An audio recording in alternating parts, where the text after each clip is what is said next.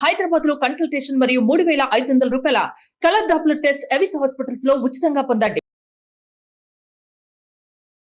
నమస్తే రమగారు. నమస్తే జయ. రమగారు, దసరా పండుగ శుభాకాంక్షలు. నీకు కూడా దసరా పండుగ శుభాకాంక్షలు జయ. సుమన్ టీవీ ప్రేక్షకులందరికీ దసరా పండుగ శుభాకాంక్షలు. మరి పండుగ యొక్క విశిష్టత? ఏటా వచ్చే పండుగ, ఏటా చెప్పుకుంటాం, ఏటా కొత్తదనమే. కాకపోతే ఒక 3 సంవత్సరాలు మనం అంతా నిశ్శబ్దంగా ఉండిపోయాం, చేసుకోలేకపోయాం.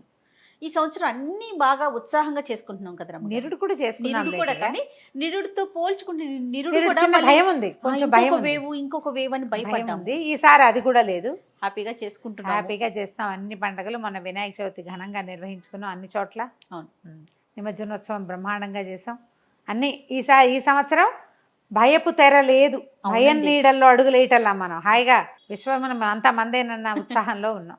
దసరా పండుగ ప్రతి సంవత్సరము వచ్చేదే అయినా కూడా ప్రతి సంవత్సరము ఏదో ఒక కొత్తదనం, ఒక కొత్త విషయం. ఇప్పటిదాకా పండగ చేయని వాళ్ళు చేసుకోవటం, తెలియని వాళ్ళు తెలుసుకోవటం, ఈ పండుగతోటైనా కొత్త జీవితం ప్రారంభించాలని భావించడం, అలాంటివి ఎన్నో కనిపిస్తాయి. మానవుల్లో ఉండేటువంటి దశ గుణాలని హరించేది దుర్గుణాలను. 10 అవయవాలతో మనిషి చేసేటువంటి రకరకాల దుష్కృత్యాలు మనవి. 5 జ్ఞానేంద్రియాలు, 5 కర్మేంద్రియాలు, మొత్తం 10. ఈ 10తోటి మనం ఏవేవో తప్పులు చేస్తాం. వాటన్నిటినీ హరిస్తుంది ఈ పూజ. మామూలుగా కూడా మనం గాయత్రి మంత్రం అవి చదువుకునేటప్పుడు ఒక విచిత్రమైన మాట చెప్తారు, యదహ్నాత్ కురుతే పాపం తదహ్నాత్ పరిముచ్యతే అని. ఏ రోజు చేసిన పాపం ఆ రోజే పోతుంది గాయత్రి చేస్తే. రాత్రి కూడా, రాత్రి చేసిన పాపం రాత్రే హరిస్తుంది. అట్లా ఈ 10 అవయవాలతోటి మానవులు చేసే రకరకాల తప్పులని తెలిసి తెలియక, కావాలనే చేయక్కర్లా, జరిగిపోతూ ఉంటాయి. మన జీవన క్రమంలో ఎన్నో జరుగుతాయి. వాటన్నిటినీ మనం పోగొట్టుకోగలుగుతాం ఈ 10 రోజులు కనుక మనం అమ్మవారిని అర్చిస్తే. 10 రోజులు అంటే మొదటి 9 రోజులని నవరాత్రులుగా చెప్పుకుంటాం కదా. విశేషంగా ప్రతి సంవత్సరము 4 నవరాత్రులు చెప్తాం. 2 విశేష నవరాత్రులు మనం చేసుకునేవి, 2 గుప్త నవరాత్రులు అంటారు. ఒకటి వసంత నవరాత్రులు, రెండోది శరన్నవరాత్రులు మనం ప్రముఖంగా చేసుకుంటాం. మిగిలినవి ఉపాసనా పరులు చేసుకునేవి. అది అసలు మన అంత చెప్పుకునే విషయం కాదు, ఏదో మాట వరుసగా చెప్పాం కానీ అంత అందరూ చేసేది కాదు. కానీ భారతదేశం అంతా చేసుకునే 2 ప్రఖ్యాత నవరాత్రులు ఏంటంటే, ఒకటి శ్రీరామనవమి ఉత్సవాలు, దసరా, శరన్నవరాత్రులు. ఈ శరన్నవరాత్రులలో అమ్మవారి అనుగ్రహం మెండుగా లభిస్తుందని, తర్వాత ఋతువులు మారటం వల్ల ఈ ఋతువులు రేపు రాబోయే ఋతువులలో మనకి రాబోయే అనారోగ్యాలు, రాగలిగే కష్ట నష్టాలు, రకరకాల గ్రహబాధలు, వీటన్నిటి నుంచి విముక్తి పొందటం కోసం ఈ 9 రోజుల పాటు మనం అమ్మని సశాస్త్రీయంగా ఎట్లా చెప్పబడిందో అట్లా, లేదా మనకి చేతనైనంత ఎలా కుదిరితే అట్లా అర్చన చేసుకుంటే తర్వాత కాలంలో వచ్చే సమస్యల నుంచి మనం సులువుగా బయటపడగలుగుతాం. అవునండి. ఏదైనా ఒక మనిషిని 10 రోజుల పాటు మనతో పాటు ఉంచుకుంటే వాళ్ళు మనకు అలవాటు అవుతారు. అది అమ్మని వాళ్ళు మనకు అలవాటు అవుతారు. తర్వాత వాళ్ళు వాళ్ళ పక్కన అయిపోయినా వాళ్ళు ఉన్నారన్న ధైర్యంతో మనం నడిచేస్తాం. ఆ ధైర్యం కోసమే ఇలాంటి పద్ధతులు మనకి ఏర్పరిచి పెట్టబడ్డాయి. నిజానికి ఇది ఖగోళ శాస్త్రం ప్రకారం ఆకాశంలో జరిగే నక్షత్ర గమనాల్ని బట్టి ఇది నిర్ధారించారు ఈ పండగని. ఖగోళాన్ని ఎవరు చూస్తారు? అదే కదా, ఆకాశం చూసి ఆలోచించే నాథుడేడు ఇప్పుడు ఎవరో చాలా కొద్ది మంది. మిగిలిన వాళ్ళంతా దాని వలన వచ్చినటువంటి ఈ పండగని చక్కగా శాస్త్రబద్ధంగా పద్ధతి ప్రకారం వీలు వెంబడి మానేయకుండా చేసుకుని ఈ ధైర్యం మనకి ఏది కావాలో దాన్ని మనం పొందుతాం. అవును, ఈ పండగల్లోనే చెప్తారు. శ్రీరామనవమి రాముల వారు కూడా దసరా శరన్నవరాత్రులు చేశారని, దేవీ నవరాత్రులు ఆయన కూడా ఆచరించిన తర్వాతే యుద్ధానికి సన్నద్ధుడయ్యాడని చెప్తారు. ఈ శరన్నవరాత్రుల తర్వాతే పాండవులు తమ తాలూకు అజ్ఞాతవాసాన్ని వదిలిపెట్టారు. 10వ రోజున వదిలేరు. ఈ శరన్నవరాత్రుల్లో చివరి రోజు కదా, దశమి నాడు రాముల వారు ప్రయాణం మొదలు పెట్టుకున్నాడు, యుద్ధం అని శంఖారావం పూరించారు. ఈయన కూడా, అర్జునుడు కూడా తన తాలూకు ఆయుధాన్ని సంపాదించేసుకున్న తర్వాత ఇక ఆ రోజుతో అజ్ఞాతవాసం పూర్తయిపోయింది. ఇలాంటి ప్రఖ్యాత పురాణ గాథలన్నీ చెప్పుకుంటూ మనం దసరా పండగని పద్ధతి ప్రకారం చేసుకుంటాం. ఈ దసరా పండగలో 9 నవరాత్రులు చేయటం, 9 రోజులు నవరాత్రులు అంటే 9 రోజులు కదా, 9 రోజులు అర్చన చేసుకోవటం ఒక విధానం. 9 రోజులు కుదరకపోతే త్రిరాత్ర వ్రతం అంటారు. 3 రాత్రులు, సప్తమి, అష్టమి, నవమి ఈ 3 రాత్రుల్ని అయినా చేసుకోవచ్చు.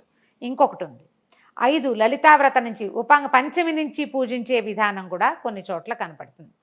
మనం ఏం చేస్తాము, ఒకటో పాడ్యమి నుంచి నవమి దాకా చేస్తాం కదా. కొన్ని ప్రాంతాల్లో తది నుంచి చేస్తారు, 3వ రోజు నుంచి మొదలుపెట్టి చేసే విధానం కూడా కనిపిస్తుంది. మనకైతే పాడ్యమి రోజు నుంచి బాలకుమారి వేషధారణ చేస్తాము, బోళ్ళని రకరకాలు చేసుకోవచ్చు. ఈ 10 రోజుల్లో పొద్దున 2 పూట్ల అర్చన చేసుకోవటము, 2 పూట్ల అమ్మవారిని ఏదైనా ప్రార్థన చేసుకోవటము, ప్రతిరోజు రోజుకొక రంగు వస్త్రాన్ని అమ్మకి సమర్పించటం, రోజుకొక నైవేద్యాన్ని సమర్పించటం, దేవాలయాల్లో ప్రతిరోజు అమ్మవారి తాలూకు ఏ అవతారం వస్తుందో ఆయా అవతార తాలూకు వలయింపు, అమ్మవారిని అలంకరణ చేయటం. అదే కాకుండా మనం ఈ దశమహావిద్యల స్వరూపాలు కాకుండా నవదుర్గా విశేషాలతోటి కూడా కొన్ని దేవాలయాల్లో కనపడుతుంది. మనకేంటంటే చాలా రకాల దేవాలయాలను, ఇప్పుడు మన విజయవాడ కనకదుర్గ అమ్మవారి దేవాలయంలో ఒక రకం, మన హైదరాబాదు పెద్దమ్మవారి దేవాలయంలో ఒక రకం, శ్రీశైలం భ్రమరాంబిక ఆలయంలో ఇంకొక రకం. ఇవి కాకుండా మళ్ళీ శృంగేరి శంకర మఠాలలో ఒక రకం. వాళ్ళ పద్ధతుల్లో చిన్న చిన్న తేడా ఉంటుంది. ఏ తేడా ఉన్నా చివరికి మనం పూజించేది అమ్మనే. ఆమెకు ప్రీతిపాత్రమైన అలంకారం స్వరూపము, తర్వాత ఆమెకు ప్రీతిపాత్రమైన నైవేద్యము, ఆమె కోసం చదివేటువంటి రకరకాల స్తోత్రాలు స్తుతులు, లలితా సహస్రనామం కావచ్చు, అన్నపూర్ణాష్టకం అని, దుర్గాష్టకం అని, ఏదో ఏది కుదిరితే అది, ఏ రోజున ఏ అవతారం వస్తే ఆ అవతారానికి సంబంధించిన అష్టోత్తరం చదువుకోవటం చేసుకోవచ్చు. ఇందులో ఏంటంటే ఎంత పెద్దదైనా చేయొచ్చు మీ శక్తి అనుసారం, ఎంత చిన్నదైనా చేయొచ్చు, చేయాలంతే, మానకూడదు. ఈ 10 రోజుల పాటు నిత్యము శ్రద్ధగా ఒక పటం చూసుకుని దండం పెట్టుకున్న ఫలితం లభిస్తుంది. ఇవి ప్రత్యేకమైన రోజులు అవటం వల్ల సాధారణ నమస్కారం కూడా ఫలితాన్ని ఇస్తుంది. పెద్దగా నైవేద్యాలు లేకపోయినా ఒక పండో ఓ ఫలమో నైవేద్యం పెట్టడం, ఏదో ఒక దేవాలయానికి వెళ్ళి అవకాశం వెంబడి దర్శనం చేసుకోవటం, ఇలా ప్రత్యేకమైన ఈ రోజుల్లో కనుక పూజ చేసుకుంటే మిగిలిన రోజుల్లో సంవత్సరం అంతా చెయ్యలేకపోయినా కూడా ఈ రోజుల్లో చేసిన ఫలితమైనా మనని కొంత కాపాడుతుంది. ఇది దొరుకుతుంది. ముందు మనకు రేపొద్దున వచ్చే సమస్యలకి సమాధానం కావాలి కదా ఏదైనా, దానికి సమాధానంగానే మనం దసరా పండుగను చేసుకుంటాం. కొన్ని చోట్ల బొమ్మల కొలువులు పెడతారు, కొన్ని ప్రాంతాల్లో కనిపిస్తుంది, అందరూ పెట్టరు. కొన్ని ప్రాంతాల్లో ప్రత్యేకంగా దసరాకే బొమ్మల కొలువు ఉంటుంది. ఆ బొమ్మల కొలువులు పెట్టుకోవచ్చు. మన ఇంట్లో ఉంటే పెట్టచ్చు, లేకపోతే పక్క వాళ్ళు ఎవరైనా పిలిస్తే వాళ్ళ ఇంటికి పేరెంటానికి వెళ్ళి చూసి రావచ్చు.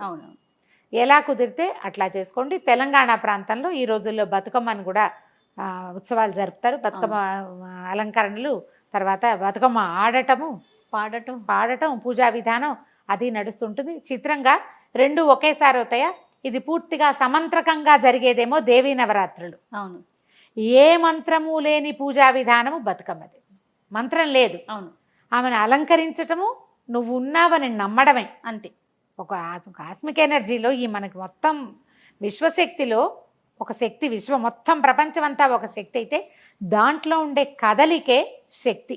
ఒకటి కాస్మిక్ ఎనర్జీ, రెండోది డైనమిక్ ఎనర్జీ అంటారు. ప్రపంచం పరమేశ్వరుడైతే అందులో కదలిక కలిగినదే శక్తి అమ్మవారు. ఆ కదులుతున్న శక్తిని ఇలా మనం నిత్యము అర్చన చేసుకునే అవకాశాన్ని 10 రోజులు ప్రతి వాళ్ళు ఉపయోగించుకోవాలి. చిన్న పూజా విధానమైన శ్రద్ధగా చేయండి. వర్జనీయ పదార్థాలు తినద్దు, దుర్వ్యసనాలకి వెళ్ళద్దు, పోట్లాటలు గొడవలు కొట్లాటలకి పోవద్దు. అదేదో చెయ్యాలని పోట్లాడుకోవద్దు, ఏదో ఒకటి చేయటం కోసం ప్రయత్నం చేసుకోవాలి. సాధ్యమైనంత సాత్వికమైన ధోరణితోటి ఈ 10 రోజుల పూజని చక్కగా జరుపుకుని, పండుగలాగా జరుపుకుని సంతోషంగా ఉండటానికే ఇలా సంవత్సరంలో ఒక్క 10 రోజుల పాటు అందరికీ అవకాశం లభిస్తుంది. రమగారు, మీరు ఎప్పుడు అంటూ ఉంటారు కదా, పదే ప్రతి సంవత్సరం మాట్లాడుకుంటున్నాం మనం అనేసి. ఎన్నిసార్లు మాట్లాడుకున్నానండి. కొత్తగా చూసే వాళ్ళకి, పిల్లలకి ముఖ్యంగా మన సనాతన సాంప్రదాయాలు అలవాటు తెలియాలి, తరువాత వాళ్ళు చేసుకోవటానికి కానీ పాటించడానికి కానీ ఇది ఒక ఉదాహరణగా ఉండాలనే ఒక ముఖ్య ఉద్దేశమేనండి. అది మీ ద్వారా చెప్పించటం. ఎప్పుడు అదే ఆలోచన చేస్తాం కదా జయ. ఇప్పుడు ఇది ఇంత పెద్ద పండుగ, తల్లులు లలితా శాస్త్రాలు అవి ఇవేవో చదువుకుంటారు. పిల్లలతో కూడా ఒక శ్లోకం నేర్పించండి. 3-4 ఏళ్ల వయసు వస్తే ఈ దసరా పండుగ సందర్భంగా అమ్మాయిలకి అబ్బాయిలకి కూడా ఒక మంచి శ్లోకం నేర్పించి అమ్మవారికి సంబంధించింది ప్రతిరోజు ఈ 10 రోజులు చెప్పించండి. స్కూళ్ళకి సెలవులే కదా. అవునండి. స్కూల్ హైరాణ లేదు, లేట్గా లేస్తారు. లేచాక చకచక మీరు పూజ చేసుకుంటుంటారు. వాళ్ళు స్నానం చేసేసి వచ్చి అమ్మవారి దగ్గర నిలబడి ఒక దండం పెట్టుకో, ఈ శ్లోకం చెప్పు. పిల్లల్ని కూడా ఈ పూజలో భాగస్వాములు చేయండి. మన సనాతన ధర్మంలో ఎప్పుడు కూడా గురు పరంపరగానే మనకి మొత్తం విషయాలన్నీ వచ్చినాయి. అవును. ఇదివరకు ప్రింట్ మీడియాలు అవి లేవు కదమ్మా, ప్రింట్స్ లేవు కదా, ఎట్లా వెళ్ళినాయి? గురువుల దగ్గర నుంచి శిష్యులకి, శిష్యుల దగ్గర నుంచి వాళ్ళ శిష్యులకి, అమ్మల దగ్గర నుంచి మనకి చూడు తాతమ్మల దగ్గర నుంచి అమ్మమ్మలకి, అమ్మమ్మల నుంచి అమ్మకి, అమ్మ నుంచి మనకి, మన నుంచి మన పిల్లలకి, రేపటి తరానికి. మన పద్ధతులు, మనం పూజ చేసుకునే విధానము, మనం ఏం చేయాలి అసలు ఈ రోజుల్లో, ఏమిటి దీని ప్రత్యేకత, ఈ సమయంలో చేయటం వల్ల వచ్చేది ఏమిటి అనేది మనకి మనం ఆకలింపు చేసుకోవాలి, పిల్లలకి నేర్పించాలి. ఇలా పెద్ద పెద్ద పండుగలు వచ్చినప్పుడు తినడం, తాగటం, తిరగటం, సెలవులు ఎంజాయ్ చేయడానికి వచ్చాయని అనుకో. ఇది ఉపాసనా కాలంగా భావించండి. ఎంజాయ్ కూడా చేయండి మధ్యాహ్నాలు, అంతే. ఉదయాస్తమానాలలో తప్పకుండా అమ్మని అర్చించండి, పూజించండి, నమస్కరించండి. కనీసం అంత మాత్రమైన ఏదో ఒకటి చేయండి. మనకి అవకాశం ఏంటంటే ఏ పక్కన దేవాలయానికి వెళ్ళినా చక్కటి దర్శనం లభిస్తుంది, అవునవును, ప్రసాదం లభిస్తుంది, ఇవాళ ఈ అవతారము అని తెలుస్తుంది. అది తెలుసుకునే అవకాశం ఉంది కదా, ఎక్కడో ఒక చోట కాదు, ఈ ఊరూరా మొత్తం అన్ని దేవాలయాల్లోనూ దసరా పండుగ నిర్వహిస్తారు. రైట్. ఇందులో పిల్లల్ని కూడా ఇన్వాల్వ్ చేయాలి. రైట్ రామ గారు. నమస్తే. నమస్తే జయ.